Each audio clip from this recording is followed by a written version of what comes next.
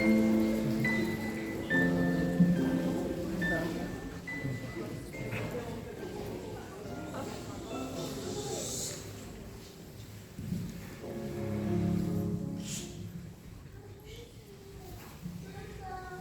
вечер, скъпи гости! Добър вечер, приятели с големи сърца! Добре дошли на благотворителната инициатива на второ основно училище Иван Вазов, град Провадия. Първата от многото прояви, посветени на 60-годишният юбилей на нашето училище, който ще честваме през април. Нашето мото тази вечер е нещо, към което се стремим всеки ден. Доброто има го, то е в нас. Доброто всеки ден и час живее в теб и в мен и в нас. Душа то няма, нито име, но чака да го споделиме. Добро ти правиш всеки ден, когато кажеш добър ден. Добро е да дадеш ръка на някой, който е в беда. Добро е, щом като ядеш, на гладен хляб да подадеш. Когато някой го боли, с добра ръка го погали. Едно добро ти ще извършиш, сълзи на някой, щом избършиш. Доброто е една усмивка и то не се нуждае от почивка. Доброто е и дума, жест, приятелство, постъпка, чест. Доброто има столица, живее в нашите сърца. Скъпи приятели, тази вечер е празник на доброто. Доброто, което винаги побеждава всяка злина. Доброто, което живее в нашите сърца. Събрали сме се тук с една кауза – да дарим надежда на деца в нужда от нашата училищна общност. Да помогнеш на дете в нужда, което всеки ден се бори за живота си, това е наш дълг и отговорност. Кауза, за която всъщност в нашето училище работим ежедневно. Целият екип на второ основно училище Иван Вазов прегърна със сърце тази инициатива и ето ни тук сред вас. Проявата ни включва благотворителен базар, дарителска кампания и рождествен спектакъл. За ваша информация, ако е останало нещо от базара, можете да се закупите след свършването на спектакъла, както и да дарите, ако имате желание. При нас на гости тази вечер са и господин Димо Димов, кмет на община Провадия.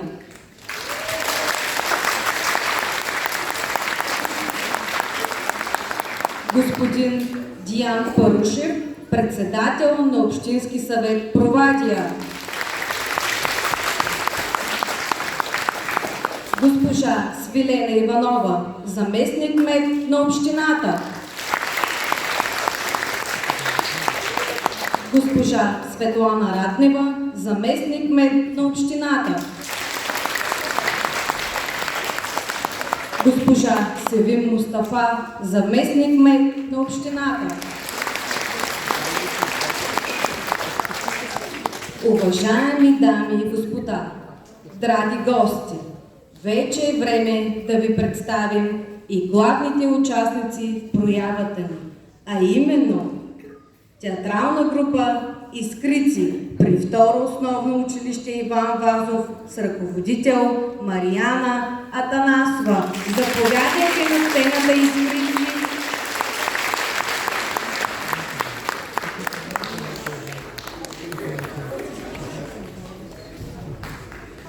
Ето ги нашите слънчеви искрици. Поканихме ги тук на сцената, за да видите колко са развълнувани, но и да им дадем възможност да се уверят колко чудесна публика имат.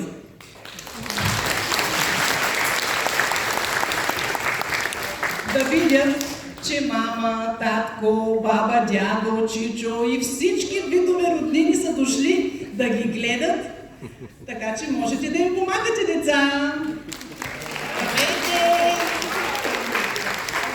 А сега, уважаема публика, може ли и вие да им помахате, за да се уверят, че вече ги харесвате?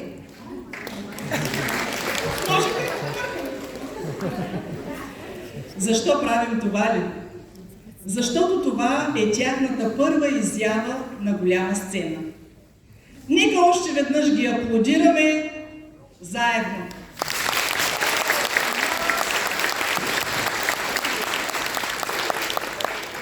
А какво да ви кажа за тях ли? Те са ученици от 4-ти клас. Повечето от тях са за 2-ра година в театралната група. Играят с толкова голям ентусиазъм и плам. Да, щом искат да пропуснат даже часа по физическо, за да репетират. Да, така е. А днес са още по-мотивирани да играят добре, заради голямото си желание да помогнат на нуждаещите деца от училището. Тази вечер те ще ви представят спектакъла "Доброто има го, то е в нас". Имаме една голяма молба към вас, чудесна публика. Много ви моля, изключете мобилните си телефони, запазете тишина, за да могат нашите млади артисти да изиграят ролите си добре и да стоплят душите ви. Благодарим ви. И така, артисти по места. А на вас, скъпа публика, приятно гледане!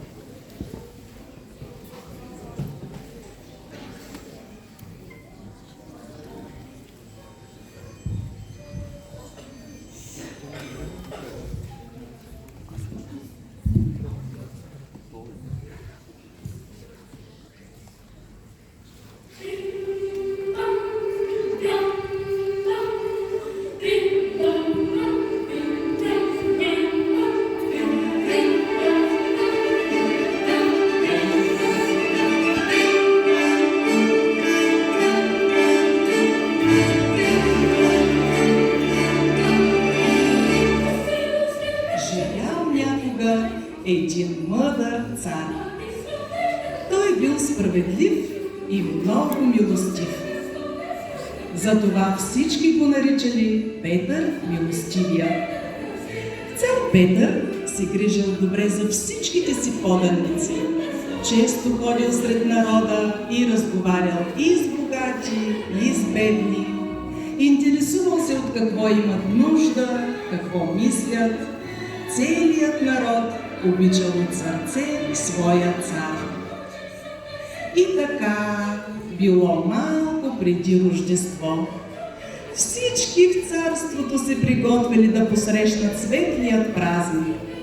Децата се радвали на навалелия сняг, пързаляли се с шийни, целили се с снежни топки, правили ангели в снега. Улиците ехтели от тяхната весела глъчка. А в това време майки и бащи бързали да опаковат красиво подаръците и да ги скрият по телхата, та в рождествената сутрин да зарадват дечицата си с мечтаното. Че хубаво време в годината!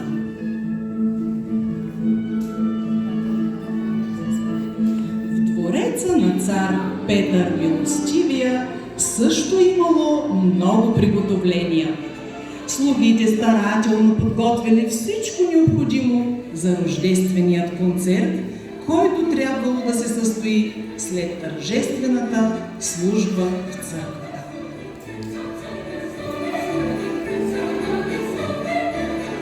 това време царят бил в своята гардеробна и се преобличал като беден човек.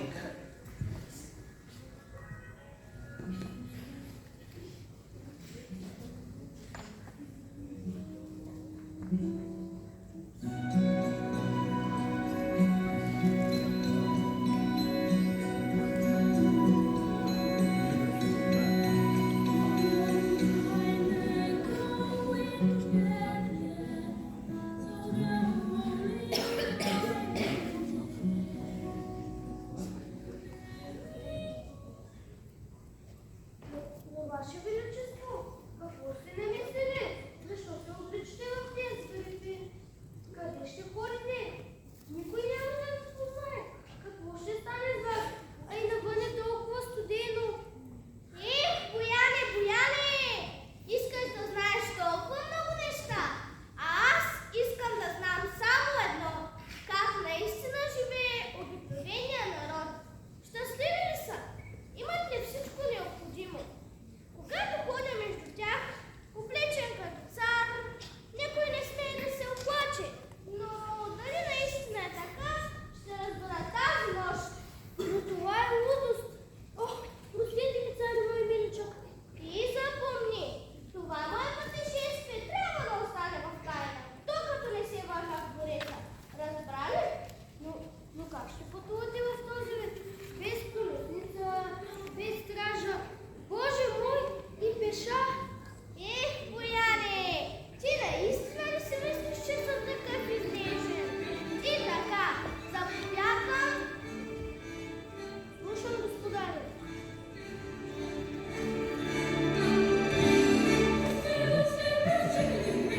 И така, на следващата тиха и студена сутрин, край едно малко провинциално градче, по прашният път вървял бедно облечен човек на средна възраст. Той поръчал на своя доверен слуга Боян да го чака на следващата сутрин точно на това място извън града. И с бодра, уверена походка минал през една малка горичка и влязал в града. По пътя си срещнал няколко човека, но всеки бързал по своята работа и никой не обърнал никакво внимание на бедният пътник. Всъщност, този град по нищо не се отличавал от другите малки градчета в царството. За кратко време нашият пътешественик стигнал до централната улица. С любопитство разглеждал къщите и жителите, заети със своите рождественски приготовления.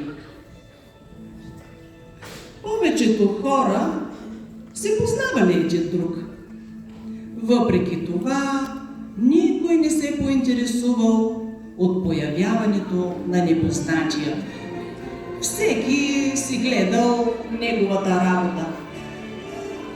А нашият герой не му мислял много, а се запътил към местният пазар, който бил най-оживеното място в градчето.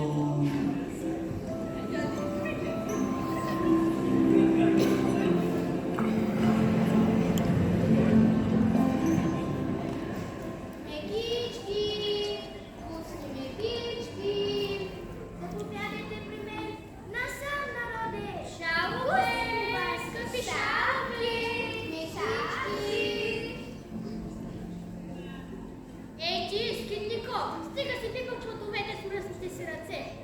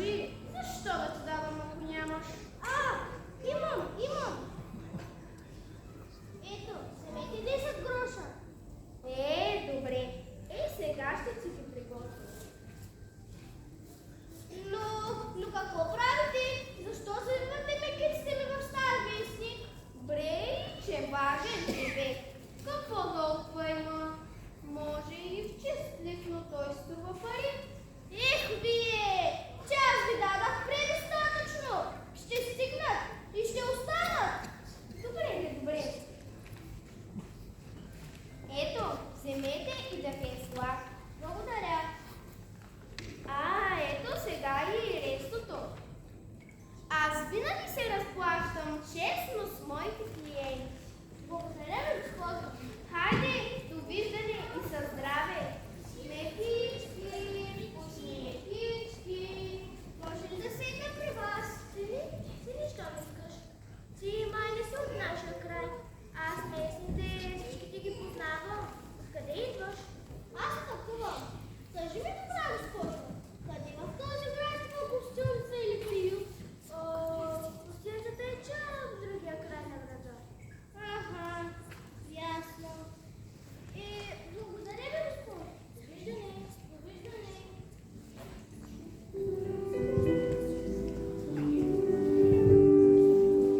И така царят продължил пътя си.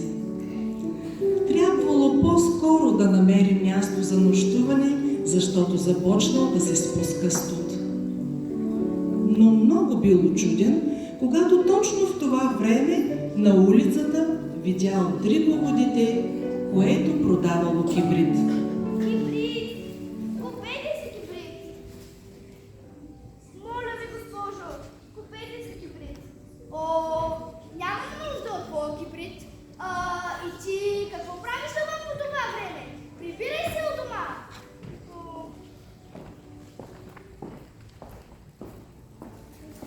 Моля ви, госпожо, купете си кибрид. Ефтино го давам. Благодаря, дете, но не ми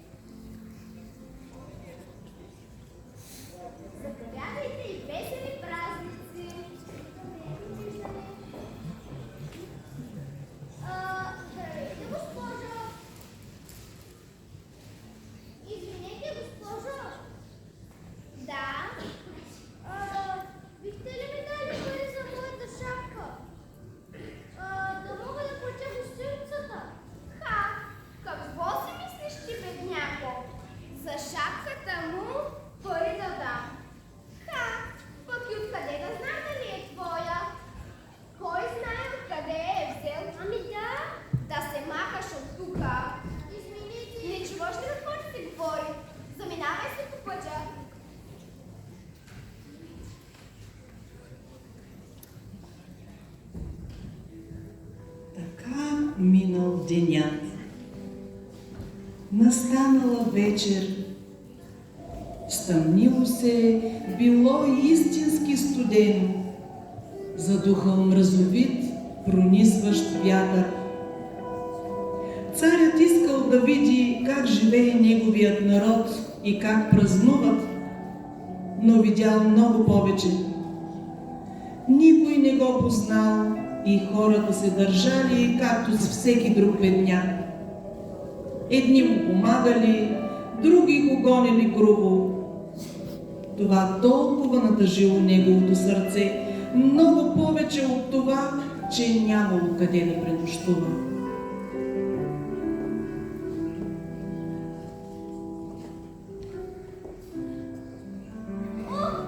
Добър вечер, уважаема госпожо!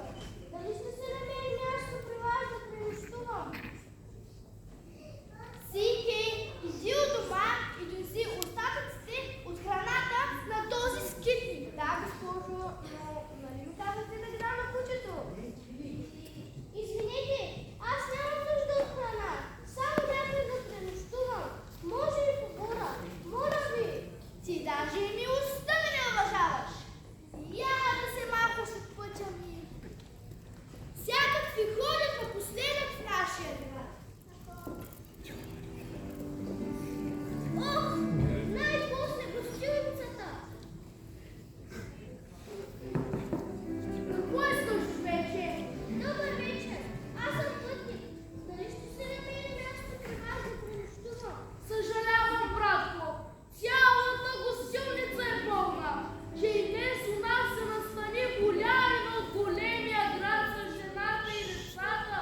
Ама моля ви! Какво стоиш, нали ти казах? Хайде, махай се, ще се бъдеш голярина.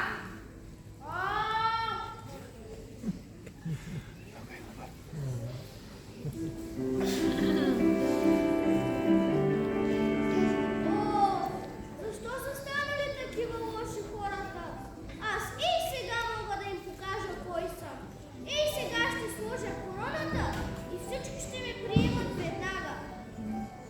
Но защо да е така? Аз искам да намеря хора, които да ме приемат независимо от външния вид. Вярвам, че ще намеря. Трябва да намеря.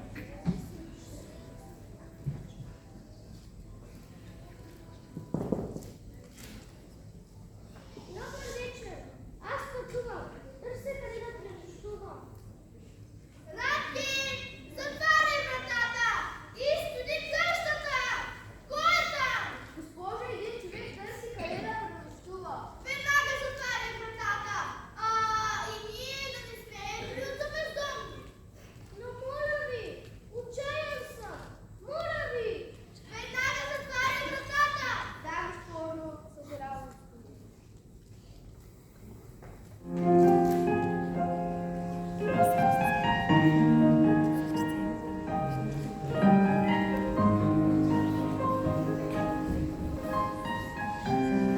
Така нашият пътешественик ходил от врата на врата, но никой не искал да го приючи.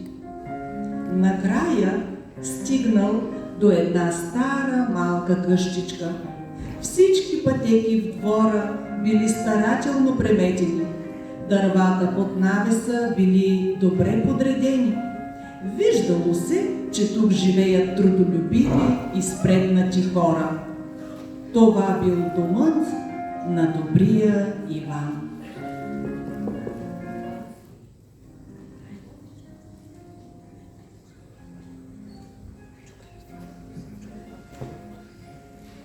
Кой е там? Добър вечер! Аз пътувам. Търся къде да пренощувам. Сега! Татко, тук един човек търси къде да пренощува. Така ли? Добър вечер! Простете, аз съм пътник.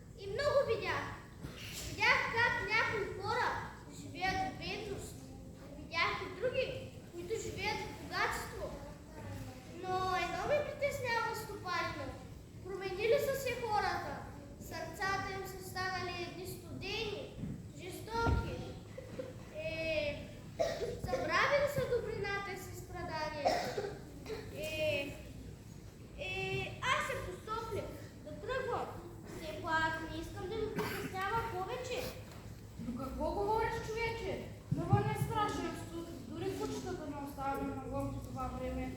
Сядай, сядай. Ето, ще ти сипем толкова сухо, за да се сгрееш още. Ние не сме богати, но глади няма да те оставим. Днес ще пренощуваш у нас, а утре ще продължиш пътя си. О, много сте мили, но у вас е без мен е тясно. Ще се намери място и за теб. Не бой се. Ето, че те обагнете си толкова се почербрейте си.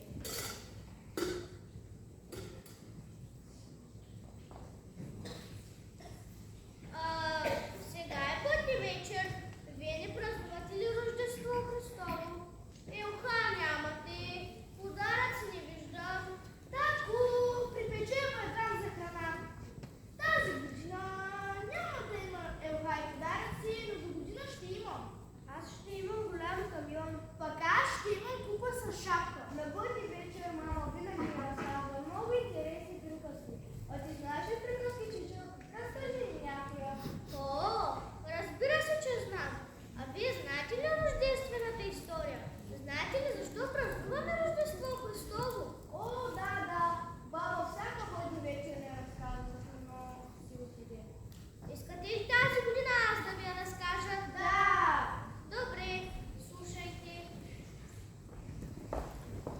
И така децата затаили дъх, а царят заразказвал познатата, но тъй вълнуваща и истинска рождествена история.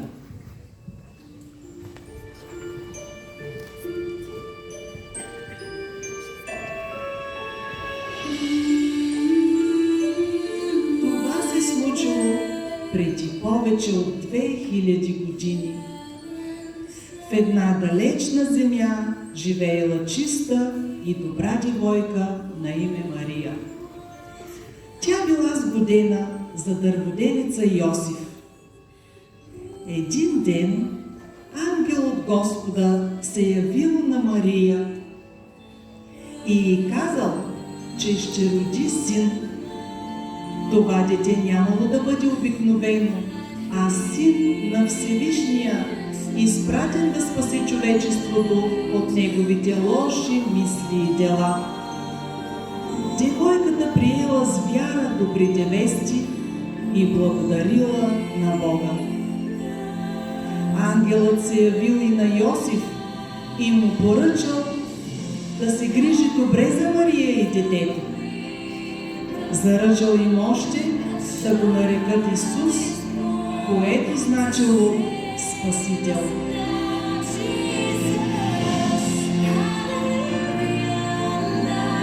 Във времето, в което Мария трябвало да роди, се наложило да отидат в Витлеем за преброяването. Пътят бил дълъг и уморителен. Когато пристигнали, всички страноприемници били вече пълни. Но един от гостилничарите бил добър човек и настанил Мария и Йосиф в обора при животните. Настъпила нощта. Само Мария и Йосиф били все още будни, защото дошло времето на Мария и тя родила син, точно както казал ангелът.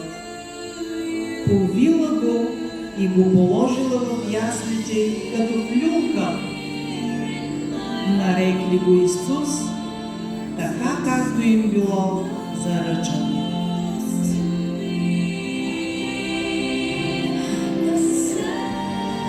През тази нощ, недалеч от град Витлеем, седели овчари. Те разговаряли около огъня и наглеждали овцете.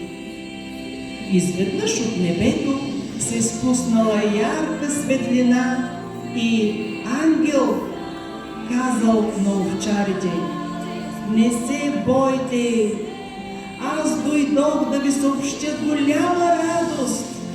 Сега в Витлеем ви се роди Спасител, който е Христос, Господ.“ Внезапно ангели запели песен: „Слава Богу във висините и на земята мир между човеците, които е Неговото благоволение.“ притихналите пастири слушали прекрасната песен, а после тръгнали към града да потърсят младенеца. Намерили го в обора и му се поклонили с почет в сърцата.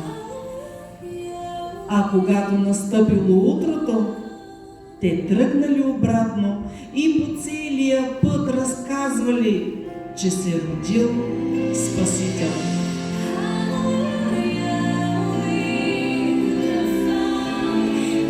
В същото време на небето се появила сияйна звезда. Такава ярка звезда мъдреци от далечни земи за първи път виждали. Ангел от небето им съобщил добрата вест. Радостни, те решили да последват звездата и да потърсят Божият син. Намерили Мария и Йосиф в обора на страноприемницата. Поклонили му се.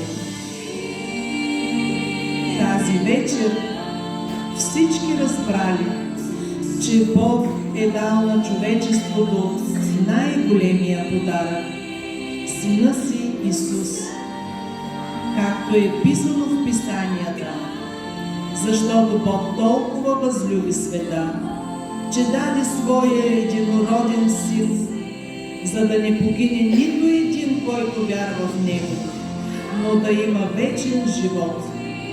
Понеже Бог не е пратил Сина си на света, за да съди света, но за да бъде светът спасен чрез Него.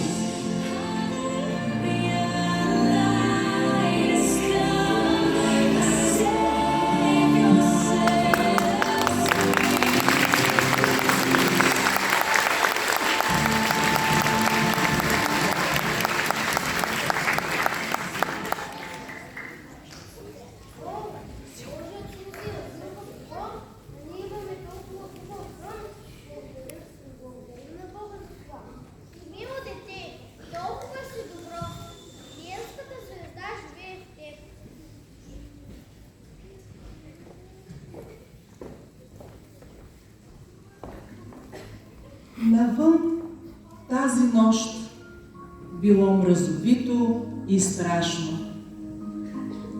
Но в малкият дом на добрият Иван било топло и уютно. Топло било и в душата на странника. Спасен от ужасния студ, той бил толкова щастлив, че намерил такива добри хора. В нощната тишина той благодарил на Бога за това мило семейство и за подслона.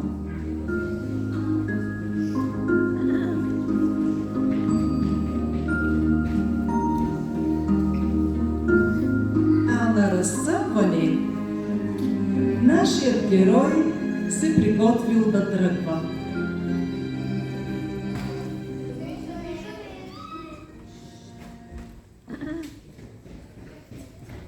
Благодаря ти, Иване. Благодаря, че ме приучихте. Моля, няма защо.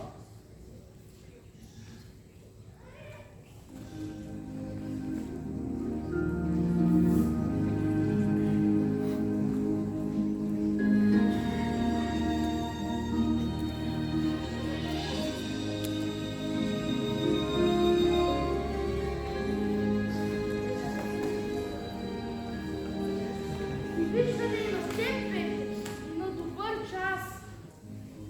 Пази се! И така царят напуснал градчето.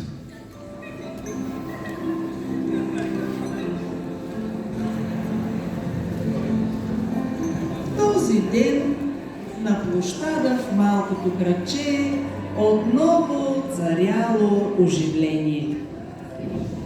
Един продавал, друг купувал, някой купувал забравени подаръци,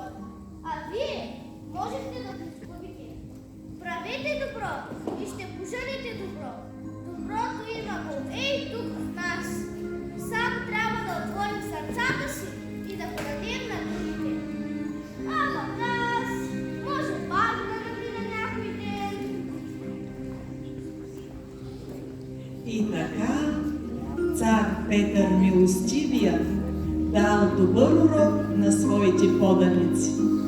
Всеки разбрал, че нищо няма да му струва да направи едно добро, а то, доброто, може да промени живот, може да спаси един човешки живот, може да ни направи толкова щастливи. Едно добро на ден прави света ни необикновен.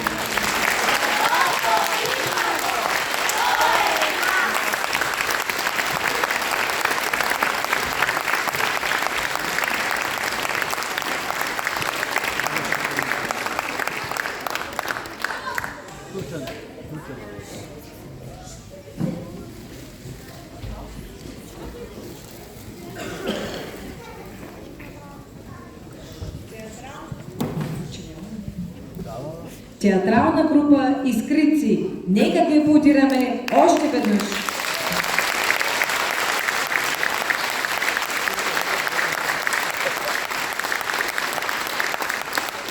Дечица, искам лично да ви кажа, бяхте чудесни. Играхте с толкова искрица, която запалва и нашите сърца. Поздравления, милички!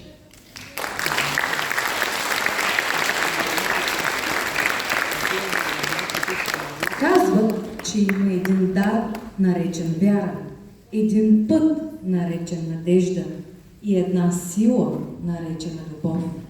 Това видяхме тази вечер тук, в тази зала. Благодарим ви, скъпи приятели, че отворихте душите и сърцата си да споделите този момент с нас. Днес всички ние със своята вяра родихме надежда, която докосна страдащите с любов. Специални благодарности искаме да изкажем на всички ученици от второ основно училище, които с радост взеха участие във всичко. Аплодисменти!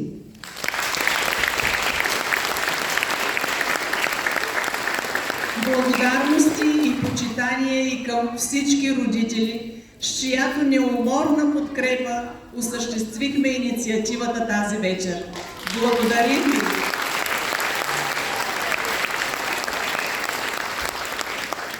Специални благодарности и към целият колектив на второ основно училище Иван Вазов, доказали през годините силата на своята екипна работа. Аплодисменти, моля! Благодарим ви, колеги! Страхотни сте!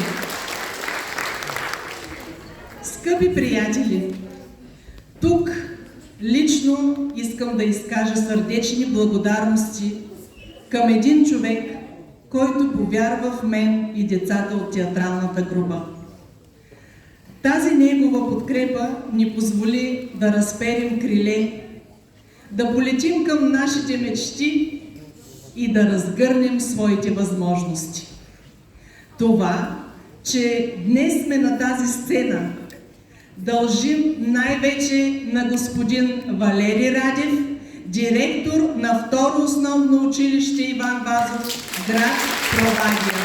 Господин Радев, заповядайте при нас.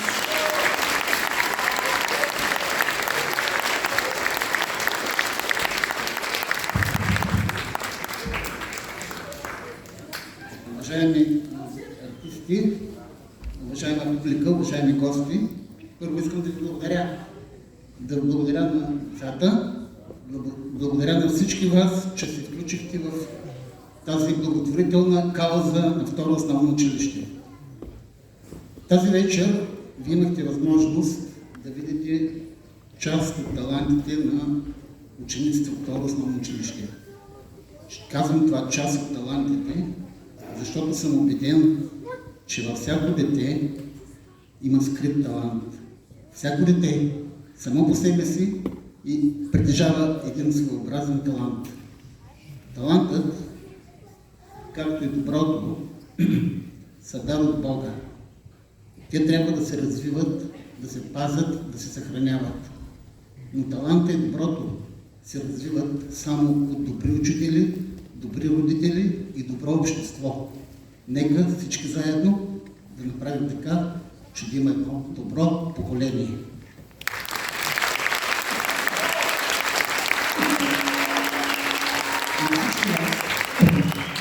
На всички вас и вашите семейства желая една топла, светла и людна Коледа.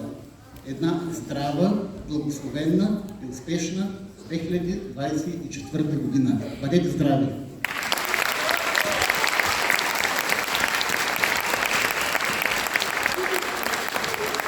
Скъпи приятели, тази вечер от дарителската кампания и благотворителният базар е събрана следната сума от 2792 лева. Благодарим!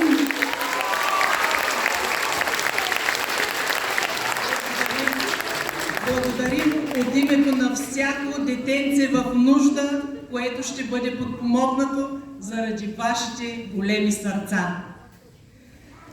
Поздравления и цветя тази вечер получихме от кмета на община Провадия, господин Димо Димов. Благодарим ви, господин Димов.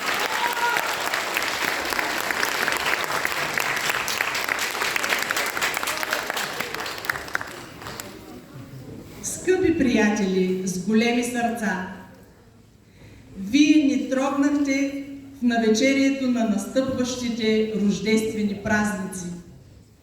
Затова искаме да ви пожелаем от името на колектива на Второ основно училище Иван Вазов, град Провадия. Ви желаем здраве, топлина и любов. Благословена, мирна и благодатна да ни е 2024 година. И до нови срещи!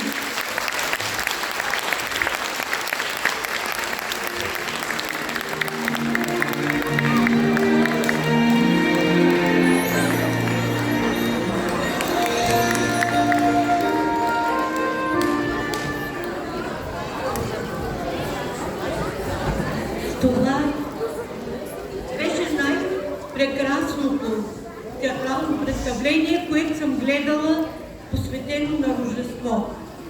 Скъпи деца, мили искрици, вие тази вечер влязахте в ролята на учители и ни изнесахте най-добрия урок за добро. Вярвам, че всеки един от нас тази вечер ще се тръгне зареден с една частица повече добро. И помнете, че доброто, вярата и красотата ще спасят света. Това е един много скромен подарък от мен. Ще си го отнесете в стаята, ще си го прочетете и съм сигурна, че съдържанието ще стигне до всяка една добра душица във вас. Искам да го дам на Иван, ролята, която изпълняваше момчето, а то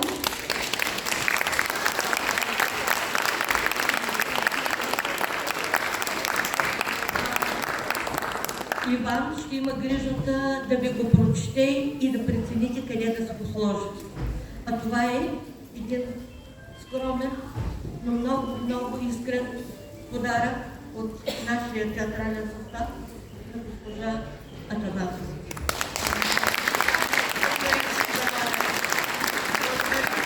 Изненадали сме трогнати огромни благодарности за съдействието, което тя ни оказа, когато имахме нужда. До нови срещи, скъпи приятели!